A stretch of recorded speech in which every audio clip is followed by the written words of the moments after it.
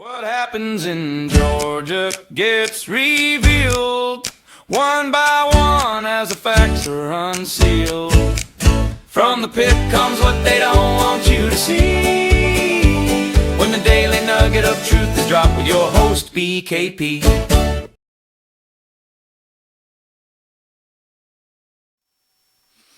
Hello folks, how are you today? I'm your host, BKP. And it's time for a little nugget of truth, a Georgia nugget of truth with BKP. I'm your host, voiceofruralamerica.com, BKP Politics. Before we get started, just so if you're asking any questions, since the last time we were together, the last time I produced a video here at the Resolute desk, I broke my arm. I think what is it called? The humerus bone right here. I broke this bone. Yes. And that was on Thursday about 1 o'clock. I spent probably between 2 and 7 o'clock at the emergency room.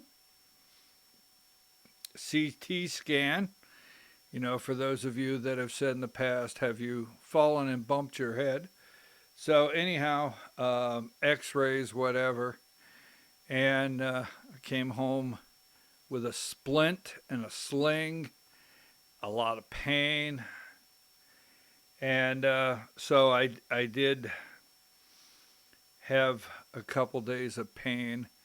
And I wanted to wait. Yesterday was President's Day. I wanted to wait till I felt where I could do the program, and that's today, so we're here. The good news is the orthopedic surgeon reviewed all my x-rays and everything, and surgery is not going to be necessary, and that was something I was very concerned about and was upsetting that I may need surgery. But moving right along, so if it looks a little different, yes. I have to try to work two, is it meese? I have a mouse over here and a mouse over here. And so bear with me. A little bit of, might be a little difficult. All right, so President Trump is going to be in Rome, Georgia for the 14th district. Is that Thursday? Today is actually Tuesday. We're going to discuss that. Now, why is President Trump making a trip to Rome? There's a lot going on that we will impact. No one else will. Rick Jackson in the race for governor here in Georgia. I received a flyer that said Rick Jackson gave Donald Trump $1 million. Interesting. And then Burt Jones, he may not be the front runner. I mean, if the third poll comes out that has Jackson ahead, then he may be officially named the front runner. We're not going to call Jackson the front runner yet. We're waiting one more poll. But that being said, that race is moving right along, right? And so we got a lot to go over. Let's start here this morning. Let's go through a couple picks, right? Now, I don't know about you. Wait just a minute here.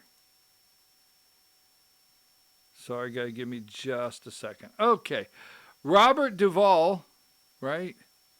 Now, so many different roles that he has played. So many. And I won't take but just a second here. But Tom. Wow. Remember Tom in The Godfather 1 and 2? This is what made me want to attempt to learn to say consigliere. Yes. I don't even know if I have it correct. But Tom. Tom is the guy in The Godfather. The consigliere, right? Wow. So I just wanted to bring that up. A lot of, what is it, Apocalypse Now. I love the smell of napalm in the morning. Anyhow, he's died. Also, Jesse Jackson died. And Jesse Jackson died. So, moving right along. I'm your host, BKP, and let me be right up front. So this way, you know whether to tune in or take any more time.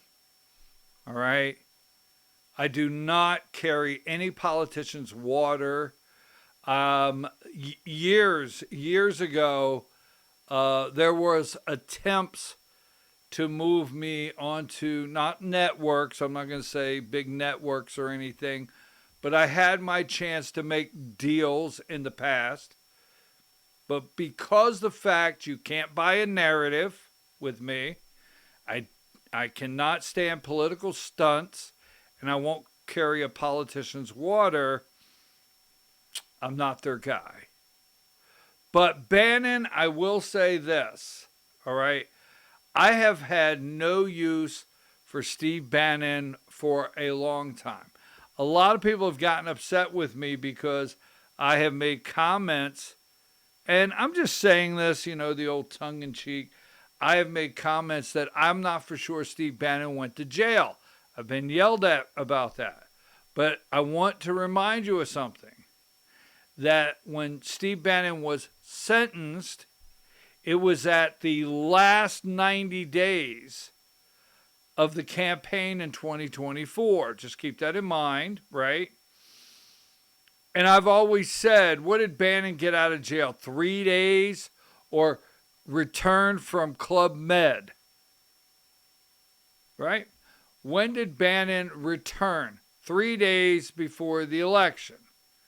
Now, I've always said, to me, they had to move him out of the way the last 90 days before the election, keep him clear away. He couldn't say anything or do anything.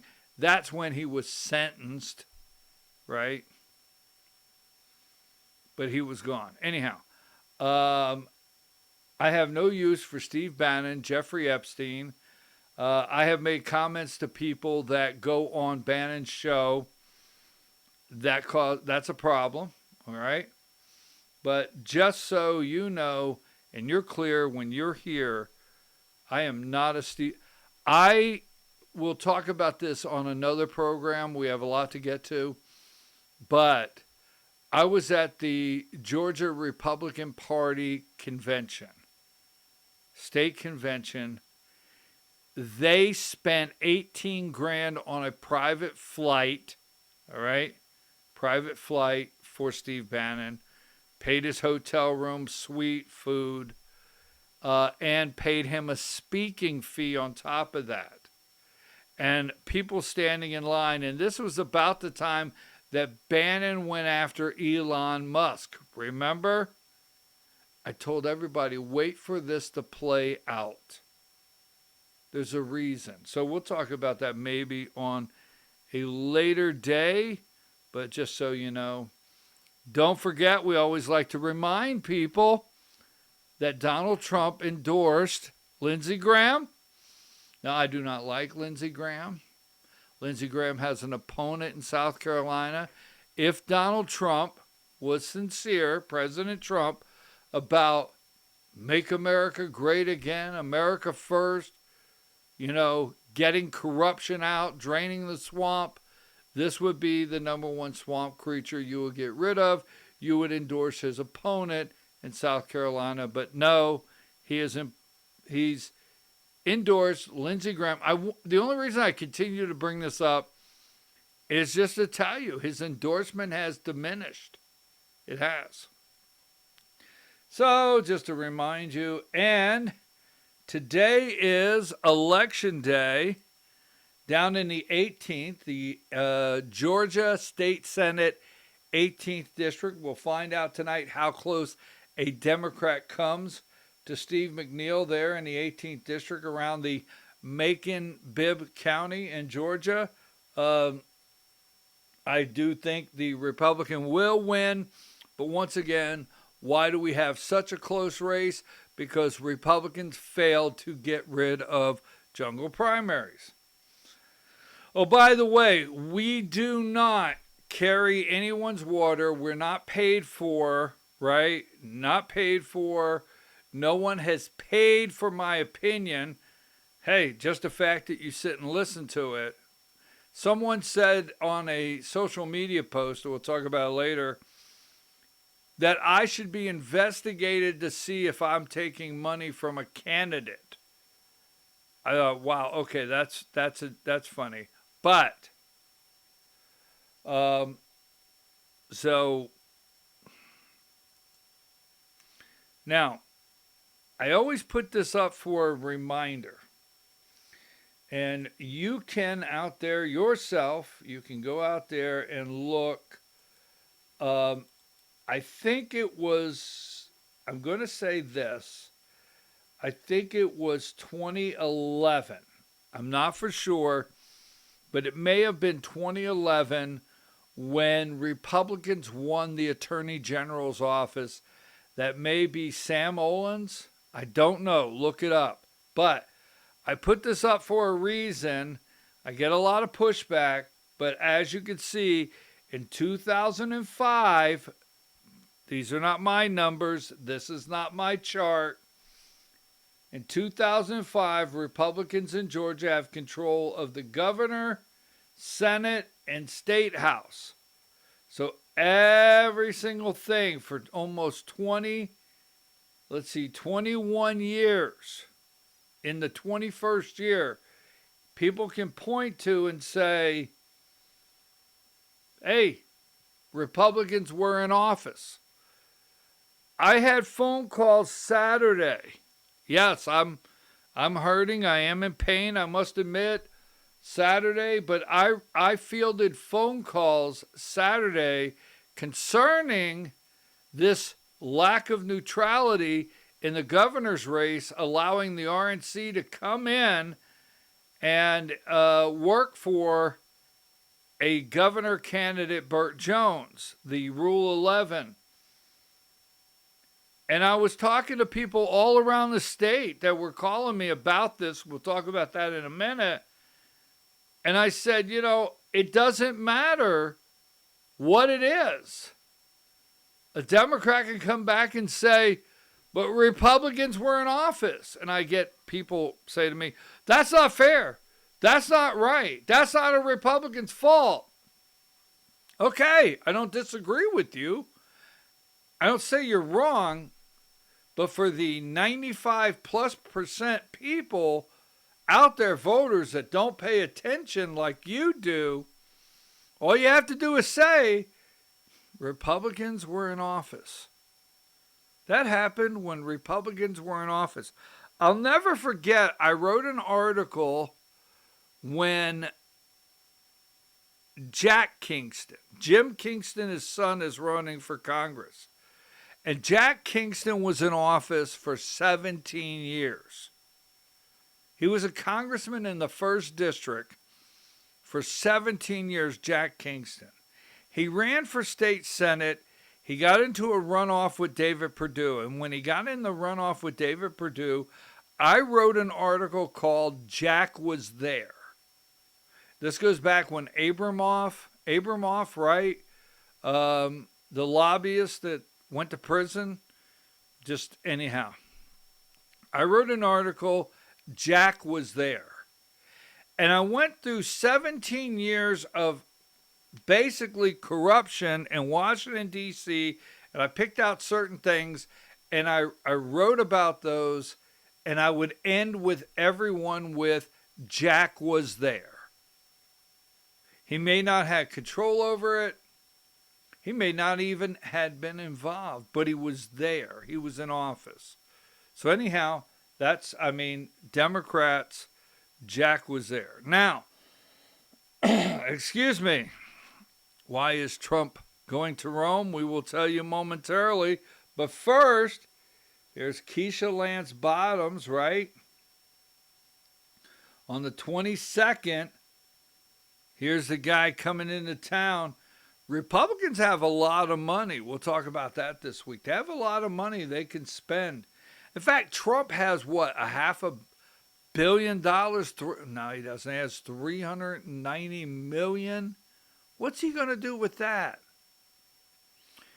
But this is the slime. What is his name out there in California? Gavin. Sorry, Trump messes with you. Gavin Newsom, right? Gavin Newsom, the governor of California, is coming to Georgia to do a fundraiser with Keisha Lance Bottoms. Now, you're hearing a lot about the detention center in Georgia. I just want to put this out. I'm going to run through these before we get right into the 14th district. All right, so Donald Trump, in my opinion, the president of the United States, does not want to have any chinks in the armor going into 2026. He doesn't want to put anything out there for the media to run with. If he gets rid of somebody in his administration, he has to put somebody else in. They have to vet them. Will they get through the approval process in the Senate and be confirmed? It's just too close to the election in November.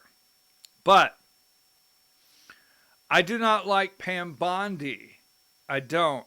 And anyone out there that is sitting around waiting for Pam Bondi to indict someone, and I mean someone.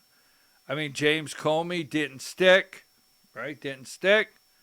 The 6 that did the video, right?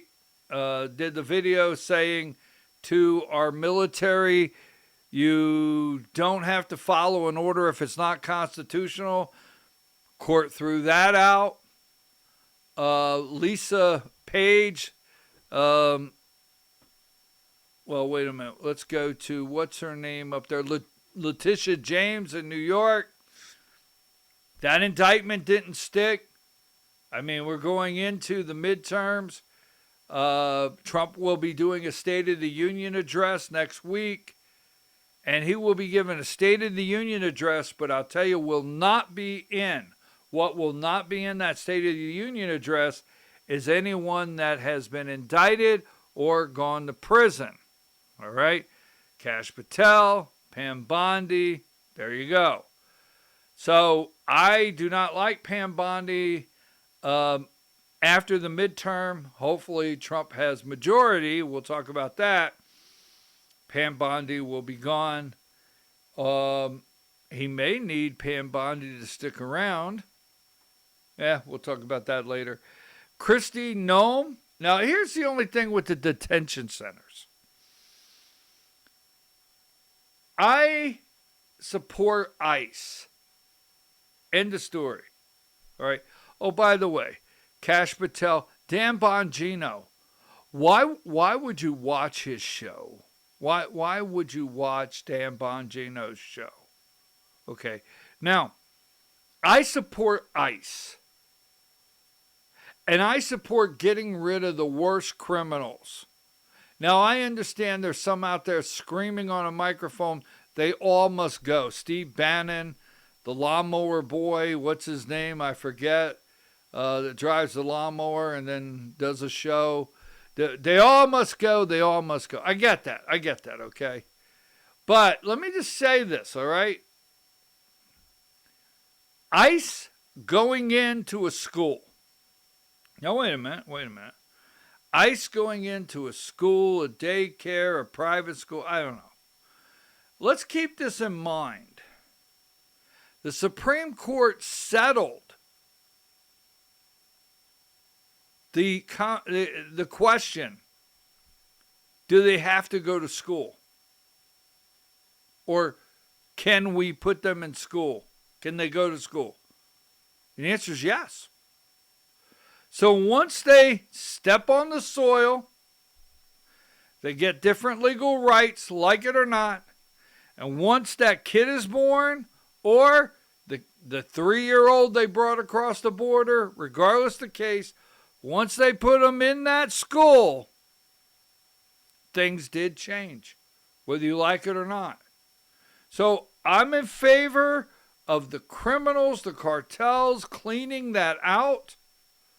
I'm not going to come and argue whether they all go or not. I'm not going to do that. I'm not going to be angry at you if that's what you believe. They all got to go? Okay.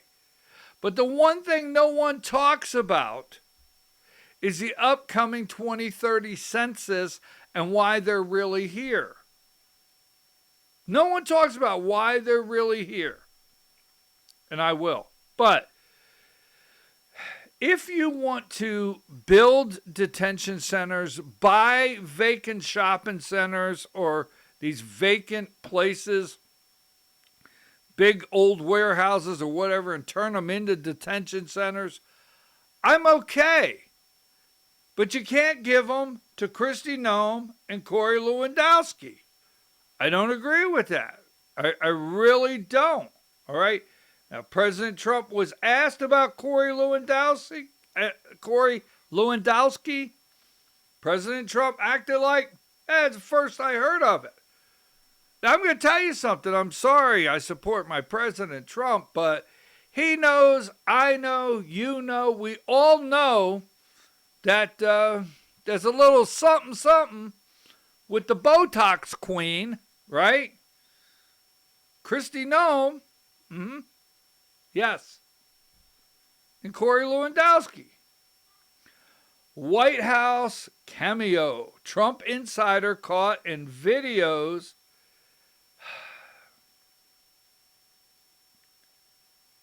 Scandal for Kristi Noem. Now, I'm not okay with continuing to add detention centers with Corey Lewandowski and Kristi Noem in charge. I'm really not. I am with Tom Holman, but they got to go. And here you go. Just quickly, we'll put it here. ICE to open East Coast largest federal immigration detention center in Newark, New Jersey. Newark, New Jersey. Okay. And then you have this here. We're going to move right along, make it quickly. U.S. immigration detention grows to record heights under Trump administration. All right.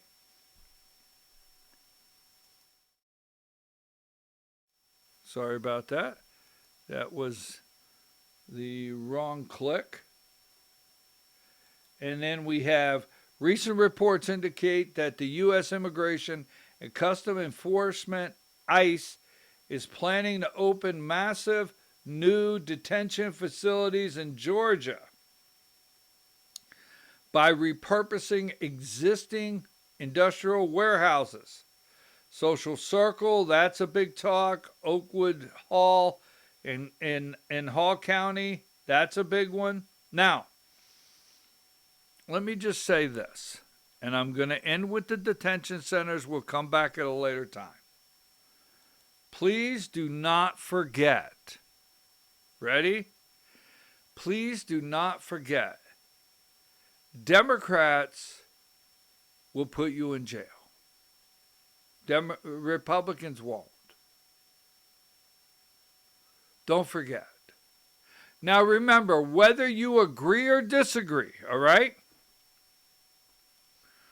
Whether you think they should have been in there, not been in there, pardon, whatever.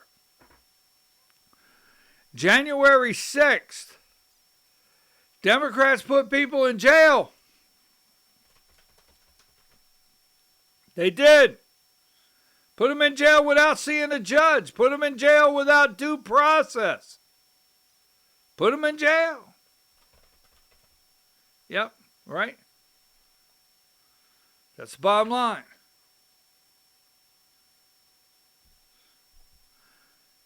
I just want to remind you that if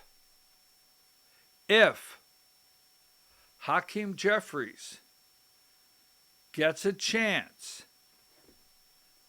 if Democrats get their day, don't forget they will put people in jail. Now, so last week, this got in the Republican Party a lot of people fired up. And we did a full story on it, all right? And this is it fired people up. I'm not going to put all the resolutions, but I'm going to name all of them, all right? So, this is, now, I do not have a copy. I don't want anybody saying, are you highlighting Amy Kramer on purpose? No. That I'm aware of, Josh McCoon, the chairman of the Georgia Republican Party, and Jason Thompson, National Georgia Republican Party committee man, they did not post their signed agreements. Amy Kramer did. So she posted hers, is the only reason I'm putting it up. But as you know, the pre-preliminary RNC support letter language, rule number 11, all right? Getting rid of the neutrality. And what that means is the Georgia Republican Party has a rule that they stay neutral, the state rule and party rule, county party rules, you stay neutral in a primary. And only when the voters, you out there, the voters, decide who you want to be your candidate on the ticket, Republican Party ticket, that's when they're supposed to step in and do everything they can to get their Republican candidate elected. That's nationally, state, and even down to the district and the county. There's supposed to be neutrality, right? But now I've told you this. There's nothing I can point to where I can read a quote that says I endorse. But it's been very clear to me that Josh McCoon and Sally Grubbs has endorsed, even Josh McCoon's wife, Jacqueline McCoon, who is the president of the Butts County Chamber of Commerce, where that's Jackson, where Burt Jones resigns, that Josh McCoon and Sally Grubbs were putting their weight, or what they weigh now, but their weight behind Burt Jones, and all going to put all their resources they could as the Georgia Republican Party behind Burt Jones as the candidate for governor, Republican governor on the primary side. Okay. Now that I said all that, this right here was an agreement in accordance with Rule 11 of the Rule of Republican Party. We, the undersigned members of the Republican National Committee, right, for the state of Georgia, hereby approve, and all pre-primary financial assistance and in-kind aid the RNC may choose to provide in furtherance of Georgia governor candidacy Burt Jones. Okay, so bring RNC. Yes, you can bring the money in now. The voters have not spoken. You can bring all the money you want in now, and you can in kind, whatever you want to do, get in here, support Burt Jones. Now, we showed you that, but there's only one problem with that, and I will get there. That won't take long. Oh, there we go. These are the candidates that are still in the race in the primary. So that means what they said is Ken Yasgur, RNC. we're not going to help you in any way whatsoever.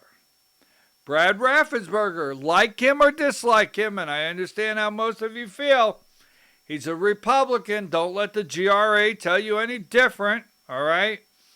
Don't let the GRA tell you that the resolution passed at the Georgia Republican Party convention means he cannot run as a Republican. We'll talk about that on a different day. You can send me messages and ask me questions. I'll be glad to answer it. But Brad Raffensperger is on the ballot. Clark Dean, let's go over here. Independent businessman on the ballot as a choice for the voters. And then all the way over here, Chris Carr, the current Republican, like it or not, somebody voted for him because he's the current Republican Attorney General in Georgia. He said he wants to be governor. And then now we have Rick Jackson, which most of you out there know, the billionaire who put his name in the hat after the third poll comes out, and I hear one will be out soon. That's when I will label him or designate him on this broadcast as the front runner. But right there, Burt Jones and Rick Jackson are really going at it. And Burt Jones' campaign is struggling, and they're in panic. And that's one of the reasons Trump will be here Thursday. We'll get to it. But let's go back here just a minute to number 15.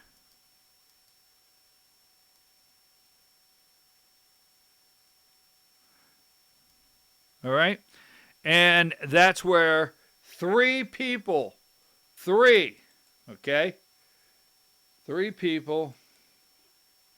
have said that that'd be Josh McCoon, Jason Thompson, and Amy Kramer. Hey, we throw the neutrality rule out the window. So that has sent statewide into a tailspin because I've been involved in Georgia politics for years. How do you put that back in a box when you do that? Because districts, Republican congressional district chairs, they're not supposed to do it. In fact, they could get reprimanded or removed from office and be brought up and asked to be removed from office, district and county level, if the party goes out and endorses. I had a party call me last week, county party, called me last week and said, do you think we can endorse now? I said, personally, I wouldn't. Personally, I wouldn't as the party. But if you go and endorse, what are they going to do? So that's a major problem. And I'm going to bring this up. This is the resolution from the 9th District, okay? This is the 9th Congressional District. Now, the 9th District, the 12th District, the 10th District, and the 8th District. 4 districts. Now, the 14th District would probably do it, and I'm not easy, but they're busy right now with a little bit of a, they're very busy with this MTG replacement campaign in the 14th. 4 districts. Now, this is the 9th, but you can find all of these copies. 9th, 10th, 8th, and 12th. 4 districts. Resolution condemning the suspension of RNC Rule 11A and affirming the rights of the Republican primary voters. Whereas the Georgia Republican Party primary election is the sole and proper mechanism by which Republican voters determine the party's nominee for public office. They're not okay with this. And I tell you, people are angry all across the state. And this is going to be a problem come general election. It really is. If Burt Jones is not the nominee, one, or if he is the nominee, two, no matter what, it's going to cause a problem. It has angered a lot of people what they've done. Now, let's move right along into the 7th. The 14th, and why Trump is coming to the 14th. Now, this is Colton Moore, right? Colton Moore has been endorsed by General Flynn. All right. He's been endorsed by General Flynn. And Clay Fuller has been endorsed by Donald Trump. How many candidates we have here? But there's a couple things happening. Sorry about that. There's a couple things happening. This is Sean Harris. Okay? Now, the 14th District of Georgia, if you're new to the program, this is Marjorie Taylor Greene's district, right? And Marjorie Taylor Greene's district, she has resigned, and this election is to complete her term. There's 2 back-to-back elections going to happen here. So Sean Harris is the Democrat that said recently in a debate that he would put a Republican in his staff. Yes. He has signs that say Republicans for Harris. He has commercials that if you don't know he's the Democrat in the race, you would think he's a Republican. Now, I'm not saying he doesn't make comments that are very clear that this guy's a Democrat, but odds are in this jungle primary he becomes the top vote getter. We will come back in just a moment. But this is the fear. Regardless, he has money. Democrats know it. They've poured money into this race. So let me show you something. Donald Trump's coming to, let's see which one I have here. Let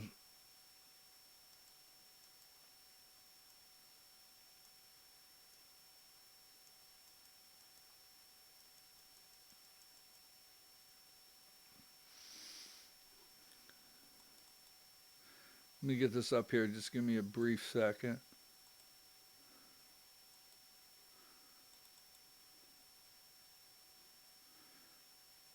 President Trump to tout his economic agenda in Northwest Georgia visit Thursday. Okay. President Trump is coming here. President Donald Trump is said to headline an event in Georgia, in Rome, Thursday. And he has endorsed Clay Fuller. All right. So here we go. We're going to answer all the questions. Greg Bluestein of the AJC, why President Trump is headed to Northwest Georgia Thursday.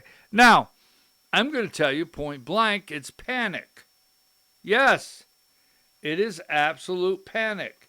We're going to go through everything, and it has something to do with the governor's race and some other things. Let's see here. Now, you may not be able to see it on the screen, but this is MTG, and he has endorsed. In the 2024 presidential election, Donald Trump won Georgia's 14th congressional district by a margin of approximately 37 points. All right? So let's stop right there. Now, he won 68-31 against Harris, 68-31 against Biden, and in 2016 he won 71-26 against Clinton. Now, keep that in mind, okay? So in 2024, we'll back up there. He won a plus 37 in this district. Donald Trump should only have to. Now, the district's considered an R22. All right? The specific plus R rating, and that's from the Cook Political Report they put out for the district, is an R plus 22. So the district's called an R22. So with an R22 and the fact that Trump's just coming off his 2024 win with a plus 37, Trump should have to do nothing but say, I endorse this guy here, and go back and play golf. Right? But no. You see, you got to remember, every number you see here for Donald J. Trump are the same numbers that Marjorie Taylor Greene brought in. Now, yes, she has slipped. We'll leave it at that. But in this particular district, did Trump do so well in this district because Marjorie Taylor Greene, at this time, his biggest cheerleader,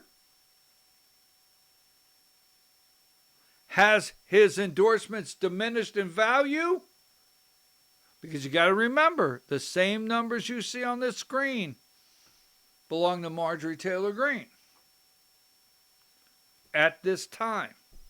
And this is a plus 22. Now, let's flip to Texas for a minute. Texas has that state Senate race that just flipped to a Democrat. The first time a Democrat has held the Texas state Senate seat that Republicans lost here recently, just a couple weeks ago. First time a Democrat has held that seat in the state Senate since 1978. And the seat was an R plus 17. Yes. The district there in Texas was an R plus 17. Now, you have Hunt, right? Is his name Hunt?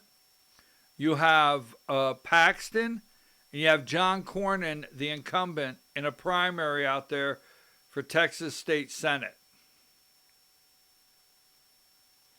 Trump said last night they're all good candidates. He likes all three. Trump won't endorse in that Senate race. I'll tell you why. Texas is on the verge, very possibly on the verge of Texas having a Senate, okay? A Senate, a Democrat U.S. Senator. Texas is on the verge of having Trump won't endorse there. So, coming back here, this right here is a plus 22. Donald Trump won. So, Donald Trump even seems to have, to me, it's almost like he forgot. Hold on here.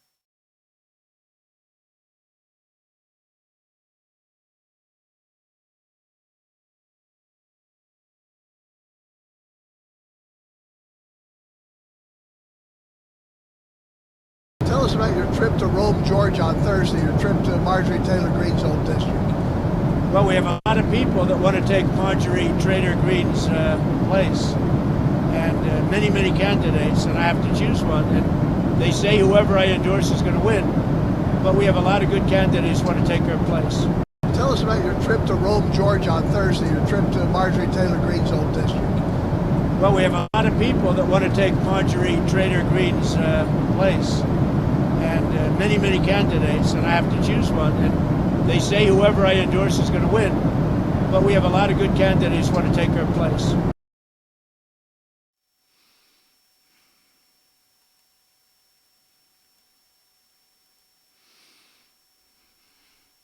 They say I have to choose one. What do you mean? You've already endorsed Clay Fuller. What do you mean they say you have to choose one? Why did you frame it that way?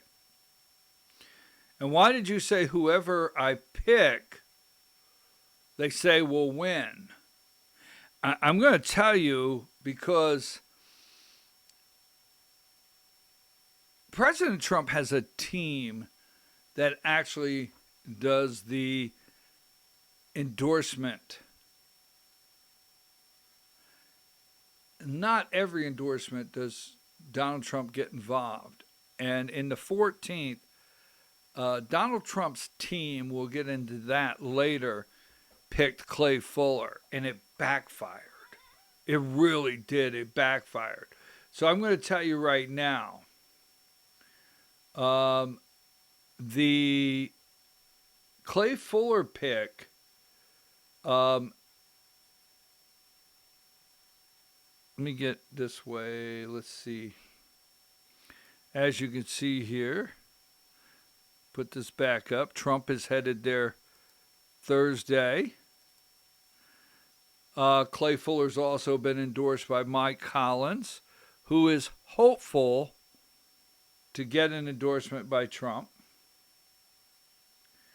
Then you go all the way down to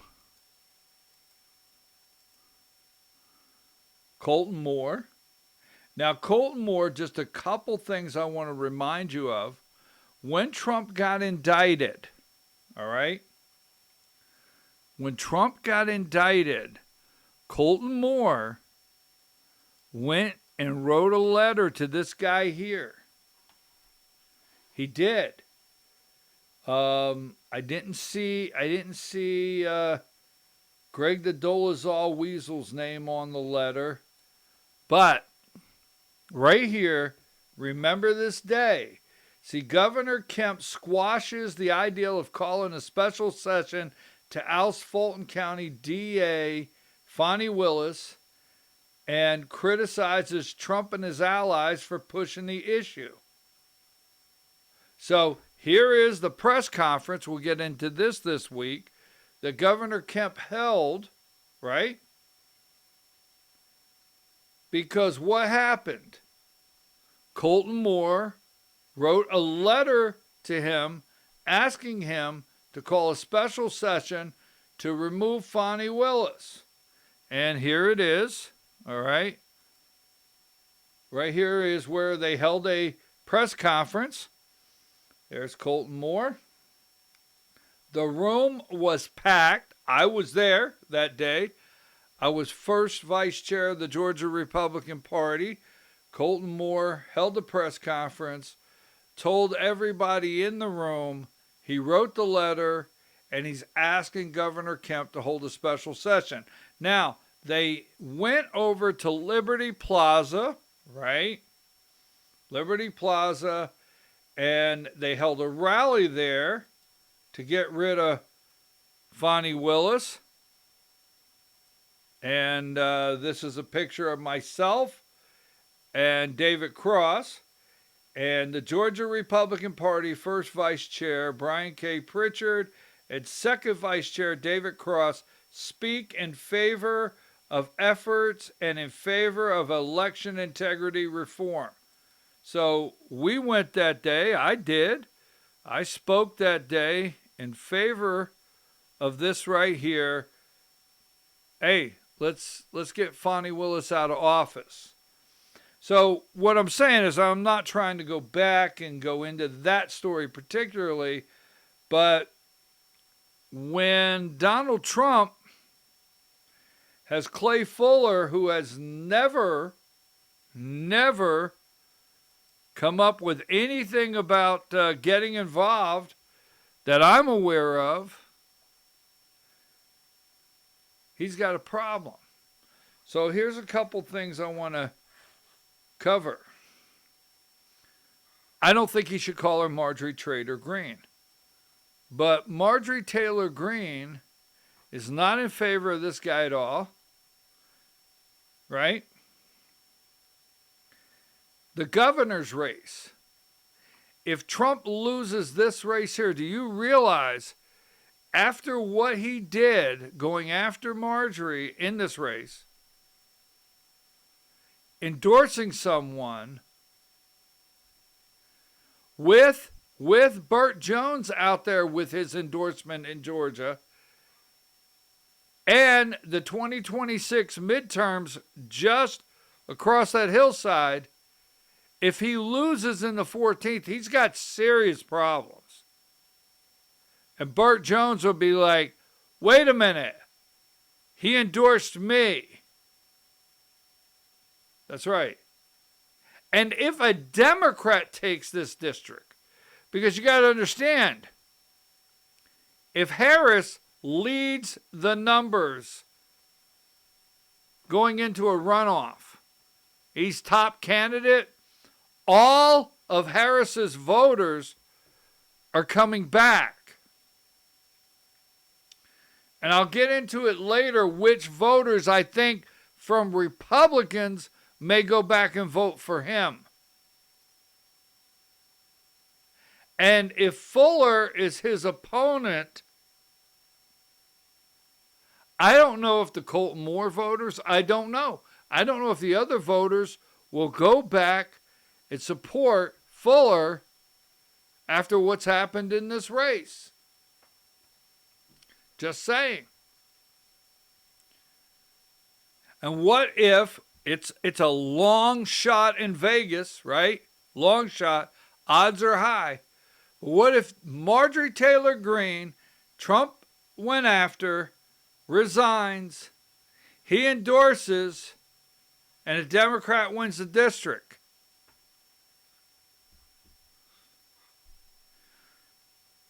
That's when you fold. And then you got Burt Jones sitting there, but he endorsed me. So I don't think Trump is going to get into the Senate race. I don't know. He might say you have fine candidates. Listen for it Thursday. So we have a U.S. Senate race. We've got Derek Dooley. We've got Buddy Carter, right? We have Mike Collins, former chief of staff that's still on his campaign, Brandon Phillips, is under federal ethics commission investigation. Yes. So he may make a comment saying there's a lot of good people in the race. Watch for that. If Trump says those are all good candidates, that means that the deal he made with Brian Kemp when they shook hands, I've showed you that before. Remember down in Valdosta, they shook hands. I've always said there was a deal made. So if he does not come out and endorse in the Senate district and he says they're all good candidates, that may be part of the deal. So will he bring up the Fulton County 2020 election and the ballots? We don't know. All right. Who will be there? Will Derek Dooley be in the crowd? Will Mike Collins be in the crowd? Will Buddy Carter be in the crowd? Will Burt Jones be there? Will he bring Burt Jones up on the stage? Will Rick Jackson be there? Will any other of the governor candidates be there? But will Rick Jackson? Will Burt Jones? Is Burt Jones coming up on the stage? Because another thing over in Rome, Burt Jones needs the 14th district. Oh, yes. Needs it in the primary. Bad. And, well, we know Marjorie Taylor Greene won't be there, and that'll be quite interesting. So that's Thursday. We will watch and see what happens in that rally. Internal polling in the White House shows they got a problem with Clay Fuller that they endorsed. And not only do they have a problem with Clay Fuller, if Clay Fuller comes in behind Sean Harris, they may have a problem with people in the 14th going back to vote for Clay Fuller. Because you got to understand, what if, I'm just going to throw it way out there, see if it sticks on the wall. What if Sean Harris comes in first. Clay Fuller comes in second. Remember, I played for you last week. Marjorie Taylor Greene did a 4-minute video trashing Clay Fuller. Yes. So what if Sean Harris is first, Clay Fuller is second, and in the 30 days of the runoff, Marjorie Taylor Greene comes out and says, I don't see a difference. She may not endorse. I don't see a difference between Sean Harris and Clay Fuller. I don't know. You can vote for either one, and I don't see a difference. Watch what's about to happen. This is big. All right.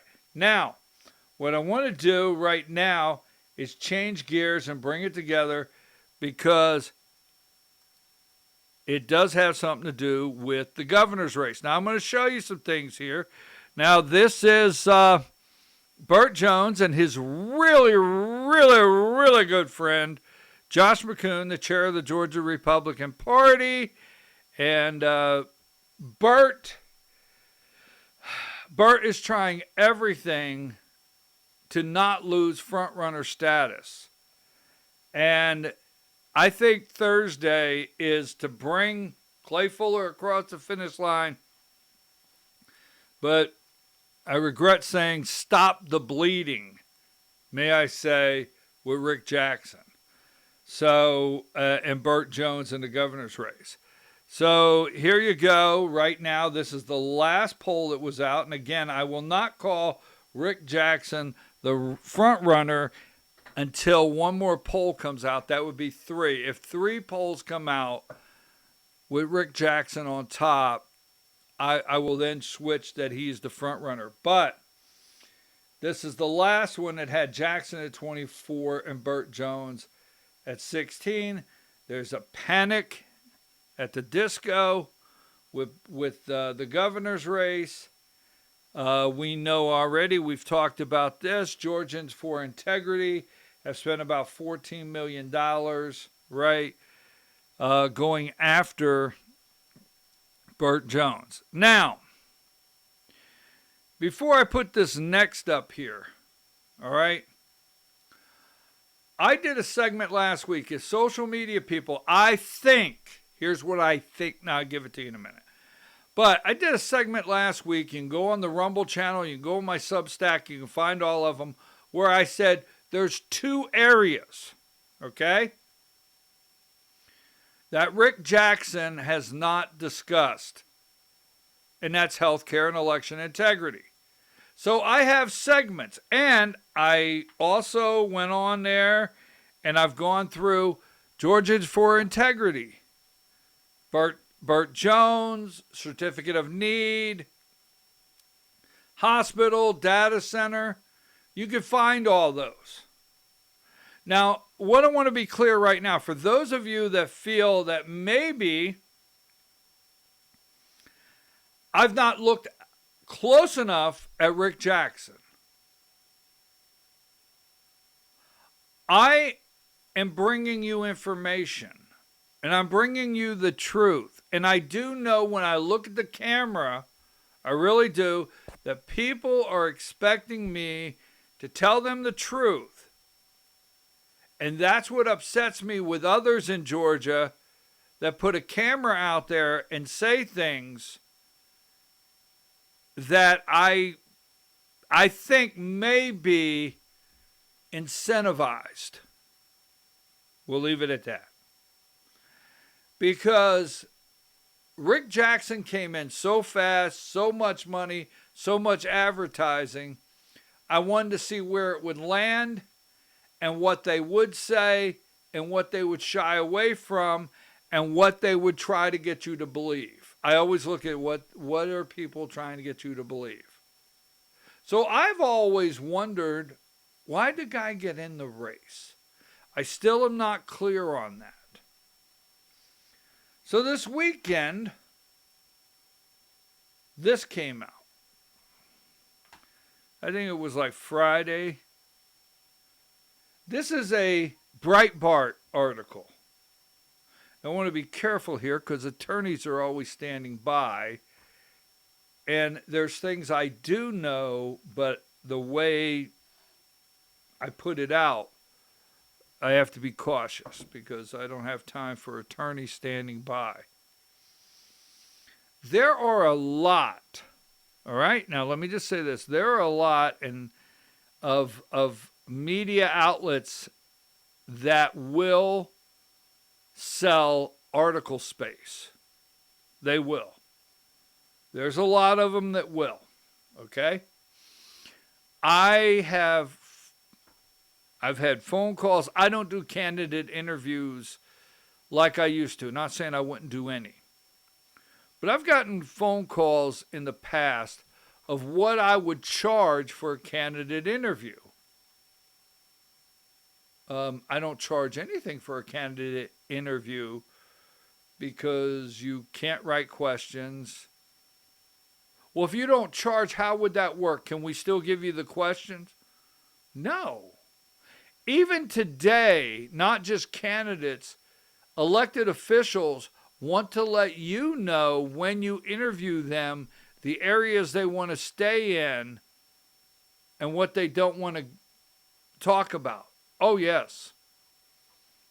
So you won't see them on here, candidates or politicians. And if you do, if you ever see a candidate interview, because I will sit down with Burt Jones, and I will said, I'll go to Jackson and sit down with Burt Jones. I'll go to Alpharetta and sit down with Rick Jackson. I will. And I will do a respectful interview. But anything I do, when you watch it, you will know I did not get any compensation for it. They did not write the questions or get the questions in advance. Didn't happen. Now, that being said, I know someone in my past that has told me about writing articles or having connections with websites that when they want to attack another candidate, that they could send it in, pay the fee, and one of their writers will publish it. So I know that's possible. We'll leave it there. Second, this is suspect, this Breitbart article, and I'll tell you why it's suspect. It's suspect because it's only on Breitbart. Nowhere else. Nowhere else can I find this. That's number one. Number two, you have to go to Breitbart and go back like 4 pages on their politics to find this hidden in there. So everything about this is suspect. Now, the other thing why I have you is I have been in internet media for 17 years. And I know it's an action medium and we want you to click. So you're going to have headlines that try to get you to click. You're going to have your first paragraph trying to pull you in. And the headline and the first paragraph is what got me that I got real suspicious of this. So this went around X went around X, went around Facebook, it went all around. Don't trust this guy. The lawnmower man was calling him Slick Rick. Don't trust him. They were all on there making their comments. I was like, so I went and read the article. I was like, wait a minute. Are these Burt Jones trolls? And I'll tell you why I said Burt Jones trolls in just a minute. So this says, Georgia Republican governor candidate Rick Jackson runs company helping recruit for Planned Parenthood. Well, I don't know. That's a little misleading, but let's see if that's true. Then the very opening, Rick Jackson is swimming against the current by announcing he will run against President Donald Trump's choice for governor. Well, that's interesting. The first sentence bolsters Donald Trump. He shouldn't be in the race. And he's running against Burt Jones, who's already endorsed. So he's swimming against the current. I found that very interesting. And the heavy baggage he is carrying might sink him. So this has a motive, right? It has a motive. In the very beginning, it tells you, why is he in the race? He's going against Donald Trump's choice, Burt Jones. This right here alone could sink him. Okay, so I thought, well, wait a minute. I can't just let this go. So I wrote the campaign, all right? I wrote the campaign and I asked a question. I sent the article, wrote the campaign, and I said, would you please send me a statement? So the Rick Jackson campaign sent me a statement, all right? And I will read you. I wrote it and then I published it on X, my personal page, several other pages. Today on social media, several have posted a Breitbart article that has a misleading headline. That's what I feel. Georgia Republican Governor Rick Jackson runs company helping recruit for Planned Parenthood. So I reached out to the Rick Jackson campaign and received the following statement concerning the article. Now, this is their statement.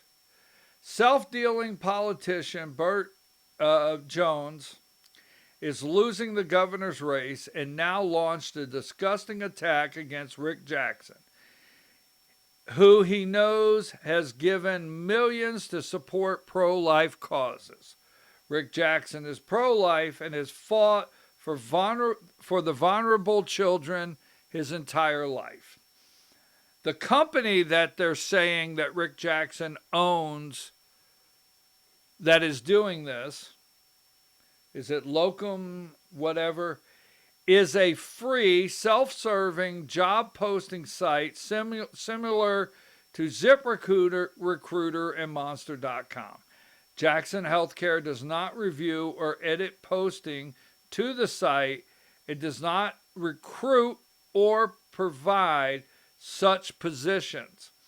Unfortunately, some states still allow these procedures, but when Rick Jackson is governor, he'll criminalize transgender procedures on minors. He believes anyone who mutilates a child belongs 6 foot under the jail. Rick Jackson is one, if not the biggest donor to pro-life causes in the state. Jackson Healthcare does not fill these positions. This is a job board where employees post positions.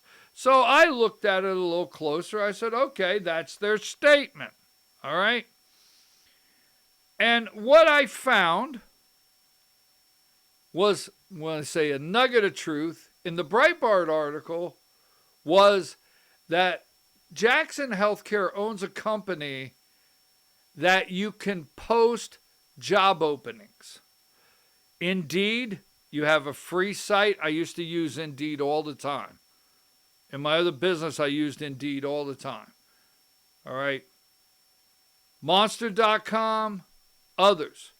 This company that he owns allows you to go on medically anywhere in the United States and post a position.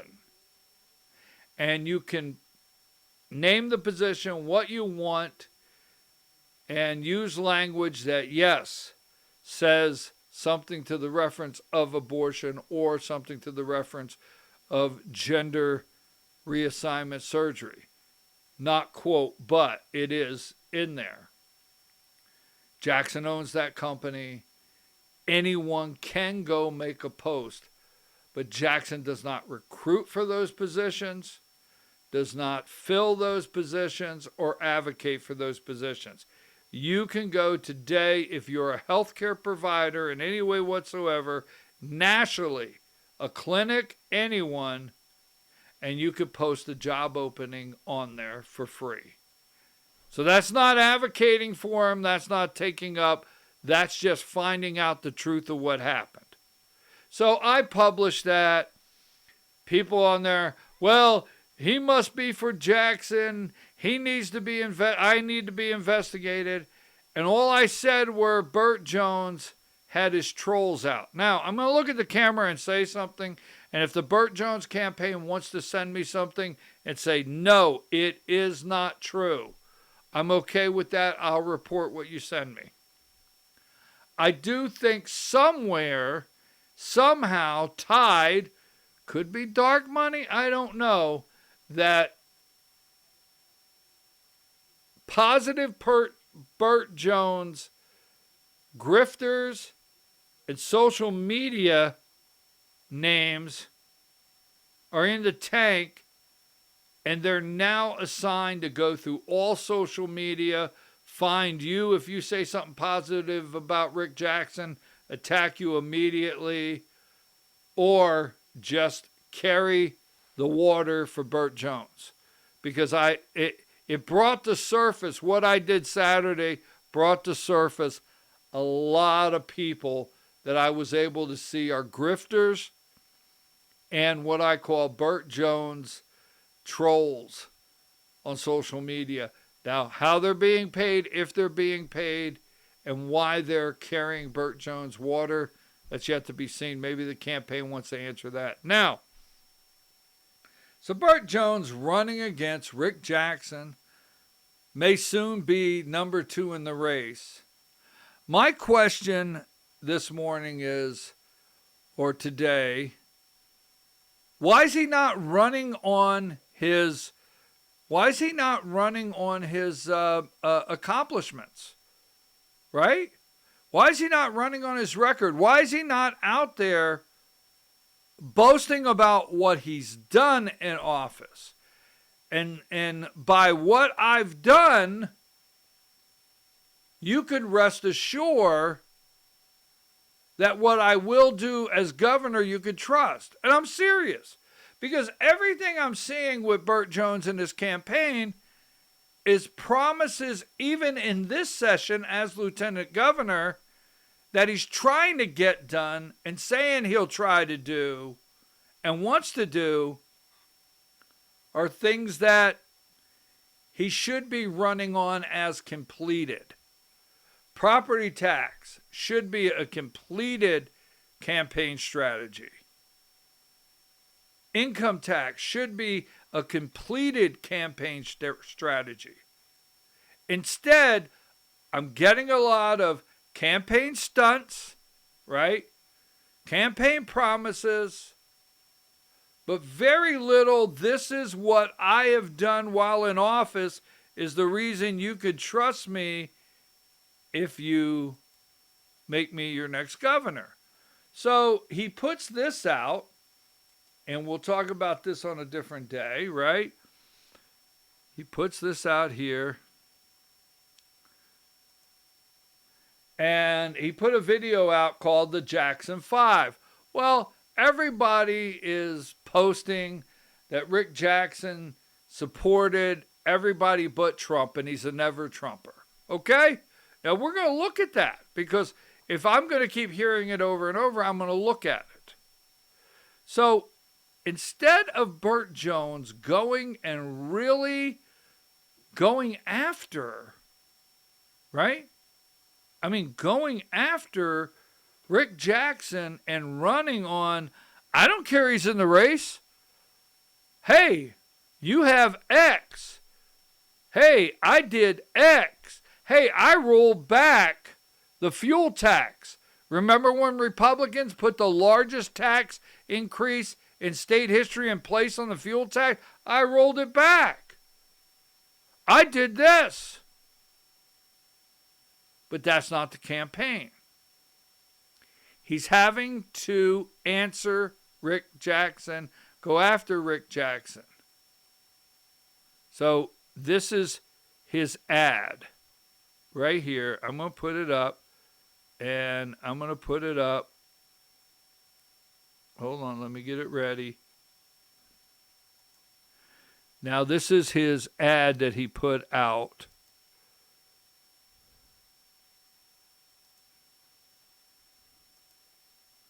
Hold on a second.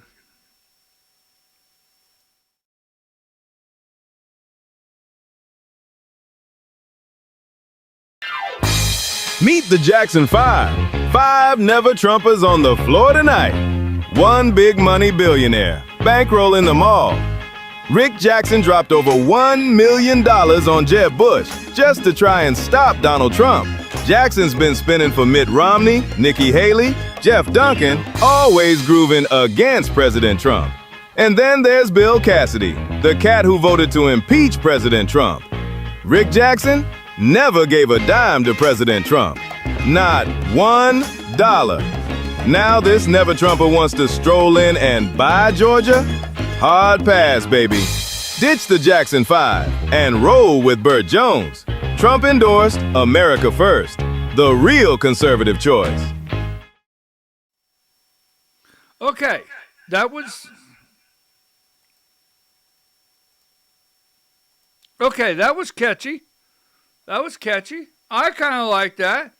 He got me, Jackson 5. I mean, in fact, as I say, I was there when the song came out. I thought it was cute. I did. But when he got to the end, there should have been your real conservative choice, and Bert should be able to say, here's the reason why. I'm serious. That's a little bit of my problem right now, is how come he is not able to run on his record. So, okay. All right. Now, this is going around. Let's answer this. So, there you go. This is Burt Jones. The office of Lieutenant Governor Burt Jones celebrates Senate passage of the largest income tax cut in history. Well, it's going to the House, and John Burns has to have the same interest over in the House, the Speaker of the House, and Governor Kemp has to have the same interest. This should be a campaign. This should be him campaigning on this already done. But, okay, so it's not. Now, the Trump, I keep hearing that Trump, he didn't give Trump any money whatsoever. But then everybody's telling me he gave Trump $1 million. So I got this flyer in the mail. Many of you got this flyer in the mail. And it's very small. You can see it's very small, but there's a picture of Donald Trump. And it says, Rick Jackson is Donald Trump. Rick Jackson is Donald Trump's biggest supporter in Georgia. Okay, that's a statement. Okay, donating $1 million to his political efforts. The word efforts. So I keep hearing he didn't give any money. Ad says 0. So I asked 2 other people to research it for me. Then I went and I put the research the people gave me, and I asked the question in AI. Did Rick Jackson give Donald Trump any money? We have to answer this. So, that is correct. Rick Jackson, the billionaire, founder and CEO of Alpharetta-based Jackson Healthcare, recently confirmed donating $1 million to Donald Trump. He did. He did give $1 million. Right? But wait a minute. Jackson highlighted his donation while launching his campaign for Georgia in February of 2026. So you got, did 2025, let's stay focused. You got November, December, January, February. The donation for $1 million contribution was made to Trump's Political Action Committee in December of 2025. The $1 million contribution was made to Trump's Political Action Committee in 2025. Wait a minute. 2025. Wait a minute. Did you send out? Now, I'm not going to say he lied, but did you send out this flyer, $1 million to Trump's political efforts? Did you want me to believe that you have supported Trump's campaign all along? Because I'm going to tell you something. If you have something to show me, send it. But up to that point of December, January, February, 2 months ago, up to that point, Rick Jackson did not give Donald Trump any money for his campaign. The $1 million is for his political efforts. December, it might have been a Christmas present, right? So we looked into that. Then I told you, healthcare is another area that we said, hey, Rick Jackson has not given any money to Donald Trump. Yes, he has. But then remember in his kickoff, he says, when Governor Kemp called me and asked me during COVID to help Georgia find enough nurses and so forth, okay, but what did he get out of the deal? So I thought I would look at that, all right? State contract, $40 million. In 2020, Jackson Healthcare subsidiary received a no-bid contract, okay, from the state of Georgia to supply medical workers during COVID-19 pandemic. I'm okay with that. I mean, am I okay? The pandemic, that's another thing. But he got a no-bid $40 million. Here's $40 million. Initial payment by September 2020, the state had paid the firm more than $40 million. The total growth, the contract eventually expanded significantly. Now this is AI. Total growth, the contract eventually expanded significantly, reaching a total of $434 million by mid-2021 as the state continued to use the firm for supplemental hospital and nursing staffing.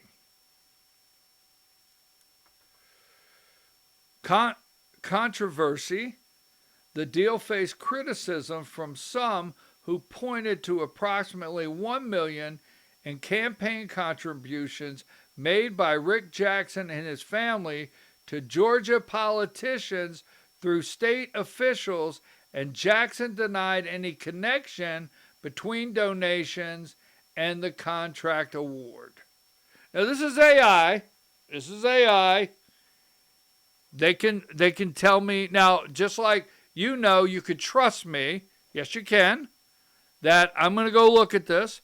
If Rick Jackson wants to sit down, I will have a respectful conversation. He's more than welcome to explain all this to me. But just saying. So now I am asking, I will tell you this, I asked a question of the Jackson campaign this morning. This is Brandon Phillips, okay? One person out there is claiming Brandon Phillips is working for the Jackson campaign. All right, claiming. Someone else called me and claimed he is not on staff. But the person that called and told me he's not on staff, they are not on staff or able to say with authority that Brandon Phillips is not on staff. So I have asked, because Brandon Phillips there in the background, the guy in the blue shirt, he is with Clay Fuller, yes, 14th district candidate. Greg the Weasel Dolezal, yep, Brandon Phillips, right? Mike Collins, Brandon Phillips. So this guy here, I've asked the Rick Jackson campaign, could you please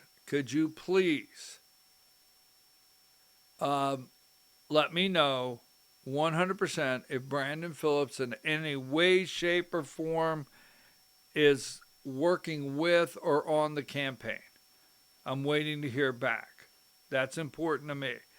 One more thing before we close. All right. Greg Dolezal, I do consider, they have not officially said this, I do consider Greg the Weasel Dolezal that he is Burt Jones' running mate. All right. And I want to show you something else before we go, what we're going to be working on tomorrow. Now, I want to show you this for a reason. Jeffries goes all in on gerrymandering with House control on the line. Democrats willing to spend tens of millions to reshape the voter map of Virginia, right? Now, the reason I'm showing you this, I'm going to show you this for a reason. This is an article, I think it's from Politico, and it says that Jeffers goes all in on gerrymandering with House control. So, as Hakeem Jeffries sits in the minority of the GOP-controlled Washington, he is still haunted by the Republican gerrymandering that he believes cost him the Speaker's gavel. Listen to this. Jeffers is leading the Democrat Party's counterpunch to President Donald Trump's aggressive mid-decade restructuring plan. He plans going all in with money, legal firepower, and his own political capital to make sure that they force they want national maps. They want national congressional maps. Now, the reason I'm showing you this now, I'm going to show you tomorrow, right here. Don't forget, I did this segment. I'll try to find some stuff later in the week. I have talked about this for 10 years. 10 years. Because remember, I'm going to show you something. This is the National Democrat Redistricting Committee. Now keep this in mind before we close. You're talking about the 14th district. All right? You do realize 14th district in Georgia is what we call the new district. And that district came into place when? The 2010 census. The 2010, right? In 2020, the courts had Georgia tied up. I think we had to redraw our maps twice. And the judge said if we didn't get them correct, the judge would draw them himself, like they did in Pennsylvania. Now, the reason I show you this, and you talk about the 14th, and you talk about, I'm going to show you something this week that is going to be kind of scary. I can't put it any other way. Don't forget, this is Barack Hussein Obama and Eric Holder. Don't forget, Eric Holder left Obama's administration 2 years early. That's when Loretta Lynch took place. All the eyes went off of him, Eric Holder, and Eric Holder is the chair of the National Democrat Redistricting Committee with Barack Obama, and they have been working on a national district map all this time, and everything's in place for them right now for the next census. Yes, the next census, and we will talk about it, because keep in mind, each U.S. congressional district currently represents an average of 761,000 people. Let's say the border is closed. Let's say during the Biden administration, 2 million. Okay? Let's say 1.5 million are in Georgia. In the 2030 census, you know what that is? That's 2 congressional districts. Keep that in the back of your mind. That's 2 congressional districts. Now,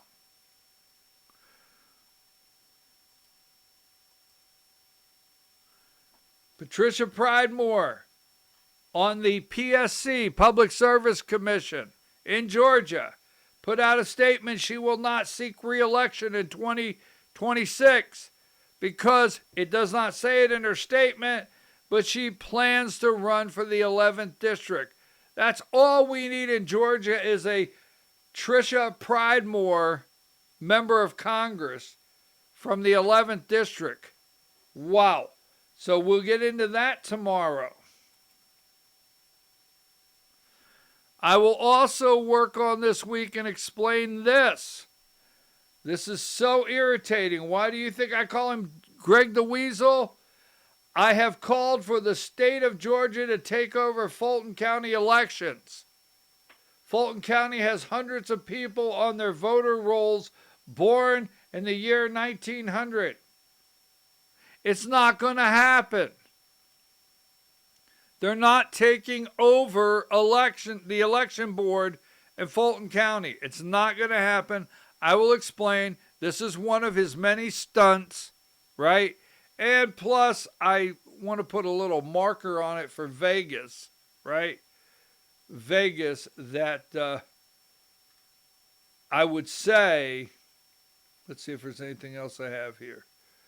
I would say in Vegas, I'll put a little marker on there. You're going to have a QR code. A QR code is going to be on there when you go vote. So let's see what I want. Nothing like a Godfather picture for a closer. Speaking of the Godfather, hang on. Let's see. Let's go here. So I just want to say, first of all, thank you so much for the prayers. I accept prayers, kind words, well-wishing, whatever it may be. Thank you very much. Thank you for the phone calls, the text messages. I will be going to an orthopedic specialist this week concerning my broke arm. As you can see, I can power through. We will be getting our Substacks up every day. You can also go to our Rumble channel. Substack Vora, right? Is that what it is? I think that's what it is. The Substack is Vora at BKP Politics. Rumble at Voice of Rural America, YouTube at Voice of Rural America, Facebook at Voice of Rural America, X at Voice of Rural America. We were working on a good timed out live production, but this set me back. but we will be doing our broadcast every day and getting subjects together for you in the state of Georgia. You know, I'm a kid from the 70s. I am.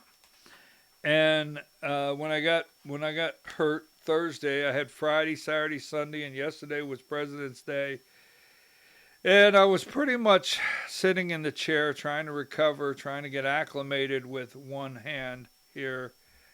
And there was a very good series.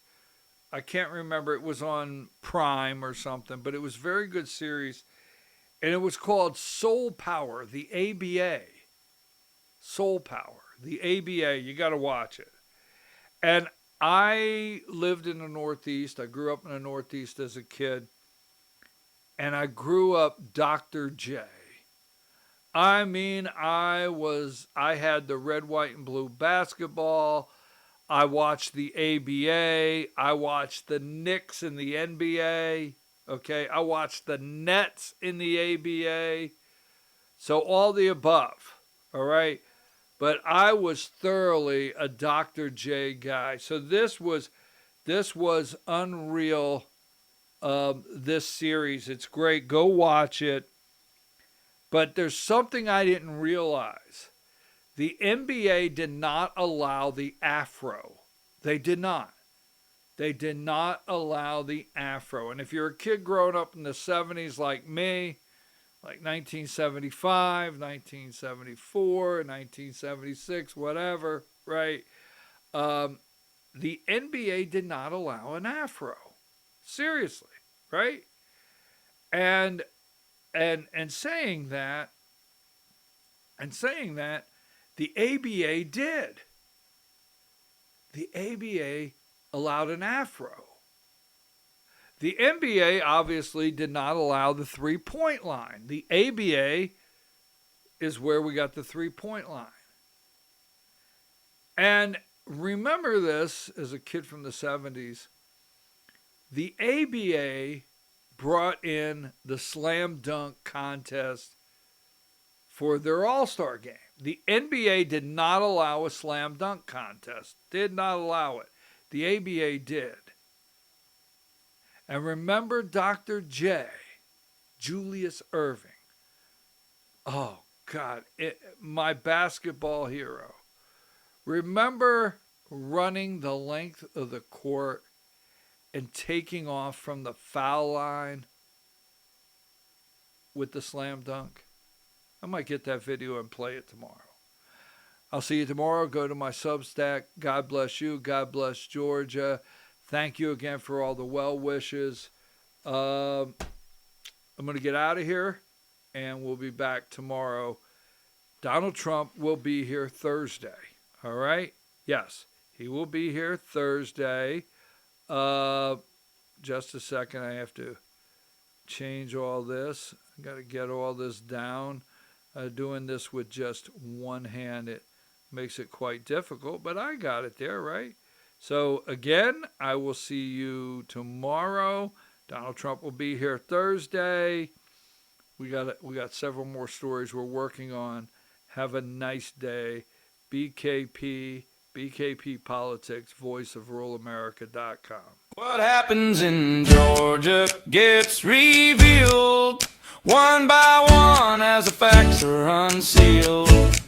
From the pit comes what they don't want you to see. When the daily nugget of truth is dropped with your host, BKP.